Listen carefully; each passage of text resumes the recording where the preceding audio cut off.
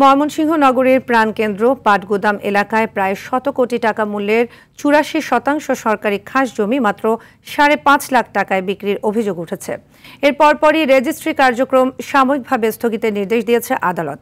প্রশাসন, sub registry office এমনকি আদালতের চোখ এড়িয়ে কিভাবে সরকারি খাস জমি ব্যক্তি মালিকানায় বিক্রি হলো এ প্রশ্নের জবাব খুঁজতে মাঠে নেমেছে দুর্নীতি দমন কমিশন।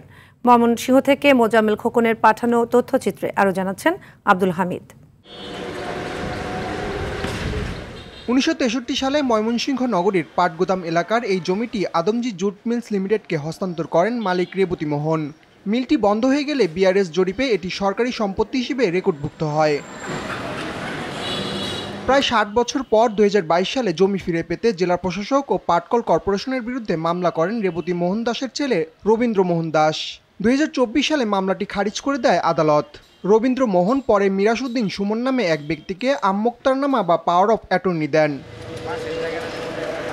সুমন মামলাটি পুনরুজ্জীবিত করেন। মামলা নিষ্পত্তি না হলেও ৮৪% জমি মাত্র ৫.৫ লাখ টাকা মূল্যে দলিল সম্পাদনে স্বাক্ষর করেন সিনিয়র সহকারী জজ পবন চন্দ্র বর্মন। এটা একটা অনেক বড় জালিয়াতি। যে সম্পত্তির খতিয়ান নেই, যে সম্পত্তির নামজারি নেই, যে সম্পত্তির খাজনা খারিজ নেই, সেরকম একটা সম্পত্তি আদালত আদেশ দিয়েছেন দলিল করে দেওয়ার জন্য। বিষয়টি নজরে এলে সদর সাব রেজিস্ট্রার কার্যালয়ে তল্লাশি চালায় দুদক। প্রাথমিক তদন্তে জালিয়াতির প্রমাণ মিলেছে বলে জানান এই কর্মকর্তা। এখানে বাদী এবং বিবাদী তাদের মধ্যে একটা কন্ট্রাক্ট ছিল, মানে জমিটা বিক্রির জন্য। সেখানে ওই টাকাটা ৫ লক্ষ টাকাটাই উল্লেখ ছিল। তার ভিত্তিতে যখন রেজিস্ট্রি হয় নাই, তা যে যখন বিবাদী যখন রেজিস্ট্রি করে দেয় নাই, ওই চুক্তিটা কার্যকরী করার জন্য এই মামলাটা করছে। এখানে জমির যে প্রকৃত মূল্য সেটা হলো এখন আপনারা হয়তো জাস্টিফাই করছে, কিন্তু ওখানে চুক্তিনামা অনুযায়ী চুক্তিটাকে বাস্তবায়ন করার জন্যই এই মামলাটা করা হয়েছে। এটার জন্য সেটা আজকে বাতিল হয়েছে।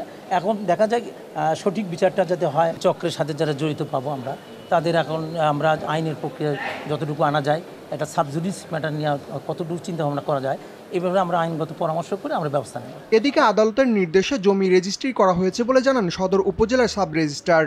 বিজ্ঞ আদালতের পক্ষে সিনিয়র সহকারী জজ সদর ময়মনসিংহ উনি দলিলে সম্পাদন স্বীকার করেন। তো ওনার সম্পাদিত দলিল আমাদের বরাবর প্রেরণ করা হয়, তার ভিত্তিতে আমরা রেজিস্ট্রি করি। আদালতের আদেশ তো আমাদের মানতে হবে। এ বিষয়ে কথা বলতে রাজি হননি রাজস্বের দায়িত্বে থাকা অতিরিক্ত জেলা প্রশাসক আজিমউদ্দিন। ১০০ কোটি টাকার এই সরকারি সম্পত্তি বেহাত হওয়া থেকে রক্ষা পেলেও এ ঘটনায় জড়িত চক্রকে আইনের আওতায় আনার দাবি সচেতন মহলের। আব্দুল হামিদ, RTV।